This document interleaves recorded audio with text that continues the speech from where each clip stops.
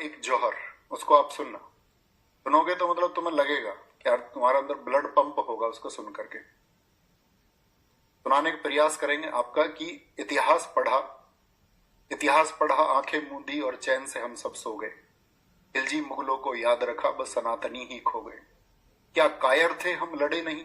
जैसे कि एक सवाल है, क्या मतलब कोई था ही नहीं हिंदुस्तान में? जैसे मैं आपसे हमेशा कहता हूं कि ऐसा नहीं था, हमारा हिंदुस्तान वीर भूमि रहा है।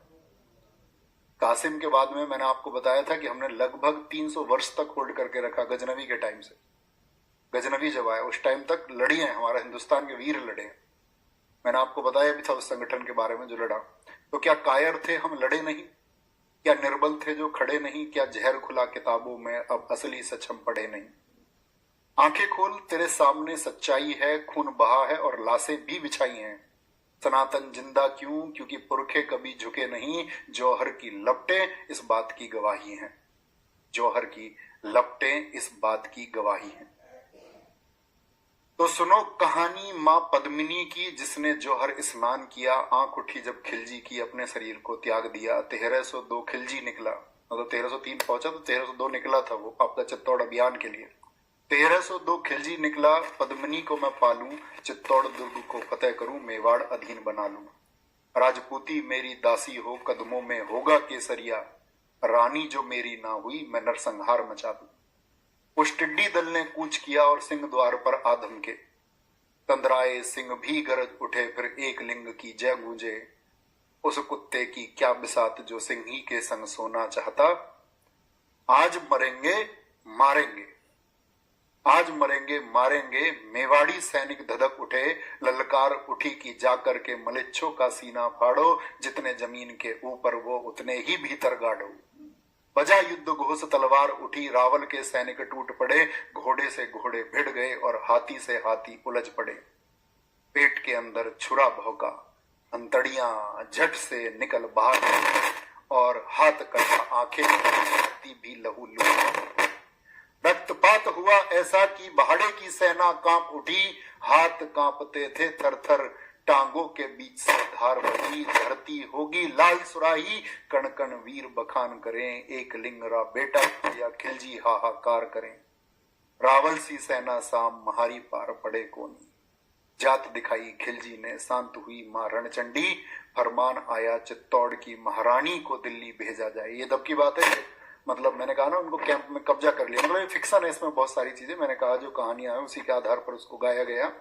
मतलब वो जबरदस्त है।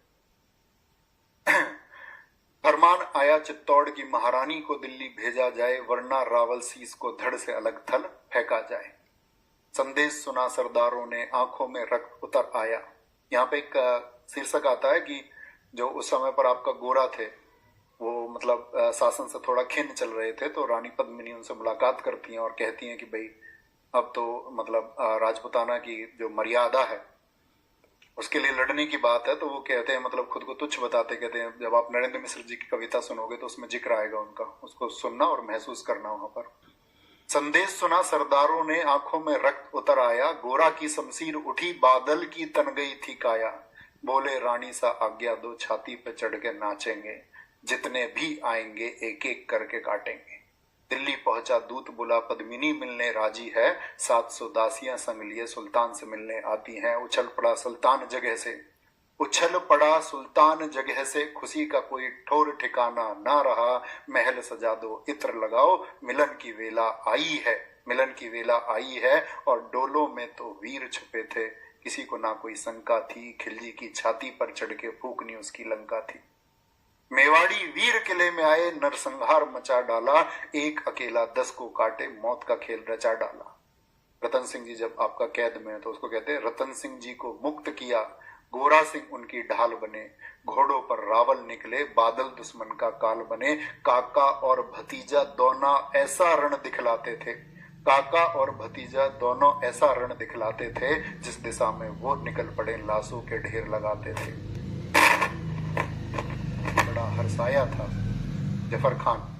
गोरा सिंह काट जफर खां बड़ा हर्षाया था। धड़ से जफर मोहम्मद काटा, खिलजी भी घबराया था।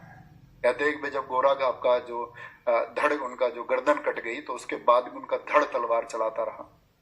और जफर खां का उन्होंने गर्दन काट दी। गढ़ में पहुंचे महाराणा जी पर आज आंखों में पानी था। पद्मिनी रावल देख रही, कुछ ही क्षण शेष बचे, मृत्यु सर पर खेल रही। तो इसका वो है जब आपका कॉन्टेक्स्ट उन बड़ा अभिमानी था। रजपूती माताओं ने हंस हंस कर बेटे वारे थे, धर्म के खातिर लड़ने में मेवाड़ का ना कोई सानी था। लाखों की सेना ले खिलजी मेवाड़ गया था, पर्वत सा सीना ताने पर बल चित्तौड़ खड़ा था। रावण सा रानी ना देखे, पद्मिनी रावल देख रही, कुछ ही क्षण अब शेष बचे थे, कुछ ही क्षण अब शेष बचे थे, मृत्यु सर पर खेल रही। हर जन्म बनूं छत्राणी, हर जन्म रावल से आप मिले, हर जन्म मिले मेवाड़ धना, हर जन्म सनातन राग मिले। स्वाभिमान ये अमर रहेगा, अमर रहेगी ठकुराई, दाग लगे ना दामन पर, आज्ञा जोहर की आज मिले। तो जब वो अपने पति